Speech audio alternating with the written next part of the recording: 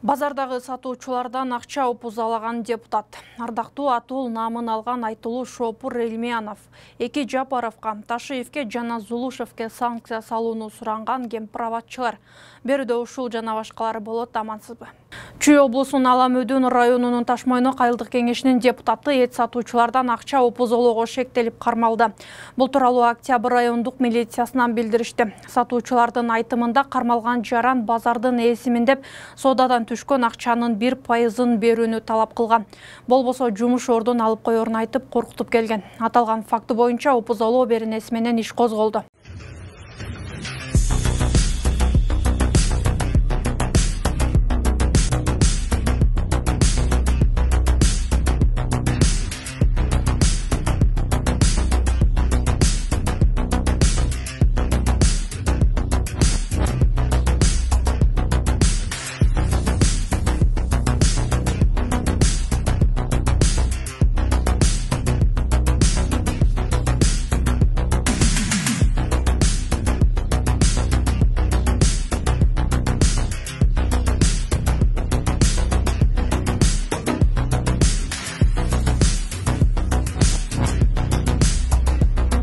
Милиция шектүүнүн кылмыштуу аракеттеринен жабыркаган жана кандайдыр бир маалыматка ээ жарандарды 102 номерине кабар берүүсүн суранат. Ички иштер министрлиги Чүй облусунда синтетикалык баңгизат даярдаган лаборатория аныкталып, 3 адам кармалганын билдирди. Алар психотроптук заттарды кошуна мамлекеттерге сатууну көздөшкөн. Атайын операцияны Казакстандын ички иштер министрлигинин, УКМКнын кызматкерлери жана коопсуздук кызматкерлери жүргүзүшкөн. Анын негизинде алгач 20 жаштагы 2 адам кармалган. Ошол маалда алардын машинасынан 12 килограммга жакын 47 таңгактагы мефедрон заты табылган.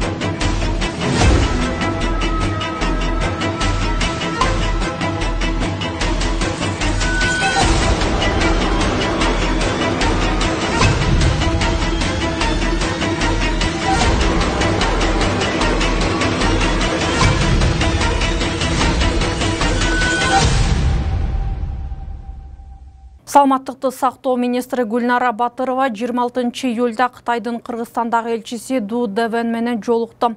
Анда өз алдынча кызматташуу маселелери талкууланып, сентябрь айында Бишкек менен Ош шаарларында Кытай дарыгерлери 600 адамдын көзүнө акысыз операция жасай турганы айтылды.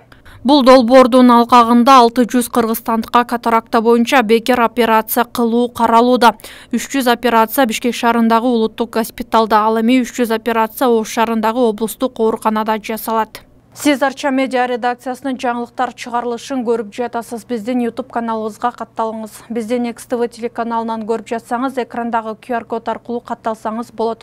Ал үчүн телефонуңуздун камерасын экрандагы белгиге сканерлеп көрсөтүлгөн шилтеме аркылуу катталуу баскычын басыңыз. Чыгарылышка ылайык басып, пикир калтырып бөлүшүңүз. Бул менен сиз объективдүү маалыматтарды жайылтууга көмөктөшкөн болосуз. Алдамчылыкка айыпталып соттолгон Икрамжан Элмияновго Лейлек районунун Ардактуу Атуулу наамы ыйгарылды.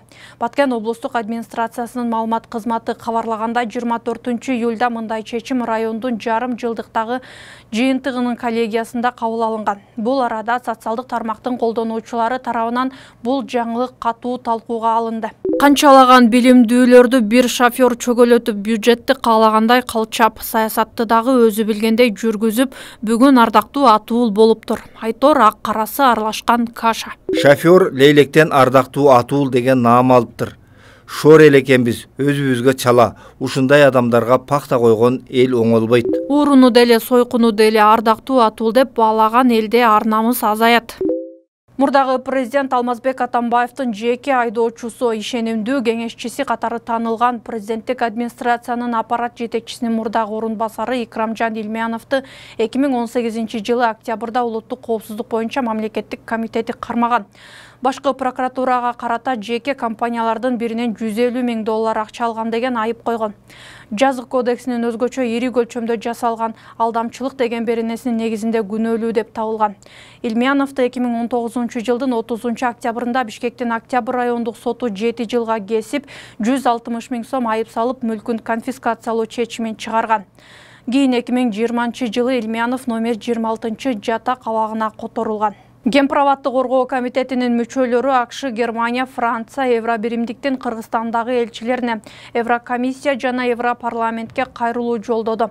Анда абакта жаткандар президент Садыр Жапаровго, министрлер кабинетинин төрагасы Акылбек Жапаровго, УКМКнын төрагасы Камчыбек Ташиевке, башкы прокурор Курманкул Зулушевке, ички иштер министри Улан Ниязбековго жана алардын үй бүлө мүчөлөрүнө жекече санкция салууну өтүнүштү. Президент Садыр Жапаров ишкерлерди коркутуп, ачыктан-ачык каражат чогултуп, президенттик фонд ачты. Ал эми УКМКнын төрагасы Камчыбек Ташиев ишкерлерден чогулткан каражатка УКМКнын имараттарын куруп атат.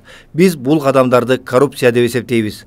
Ушул фактыларга таянып, адам укуктарын системалуу түрдө бузуп, эркиндиктерди чектеп, коррупциялык система түзгөндүктөрү үчүн Садыр Жапаровго, Акылбек Жапаровго, Камчыбек Ташиевке, Курманкул Сулушевке, Улан Ниязбековго жана алардын үй бүлө мүчөлөрүнө персоналдык санкция киргизүүлөрдү, алардын жакындарына виза берүүдөн баш тартууңарды суранабыз. Эскерте кетсе, Гемправат иши менен абакта учурда 14 адам кармалып олтурат. Ал эми 13 адам ар кандай шарттарда үй камагына бошотулган.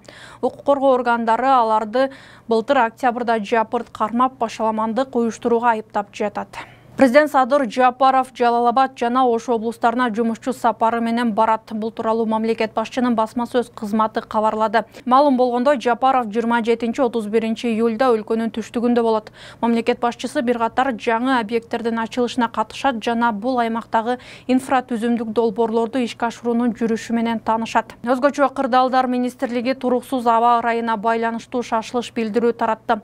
Кыргыз гидромет кызматынын билдирүүсүнө ылайык 28 июлдан 30 июлга чейин туруксуз аба ырайына жана күтүлүп жаткан нөшөрлүү жаан-чачынга байланыштуу республиканын тоолуу жана тоо этектериндеги райондорунда сел жүрүшү мүмкүн. Күндүн өзөгүн ушундай кабарлар түздү. Кайрадан көрүшкөнчө аман туруңуз.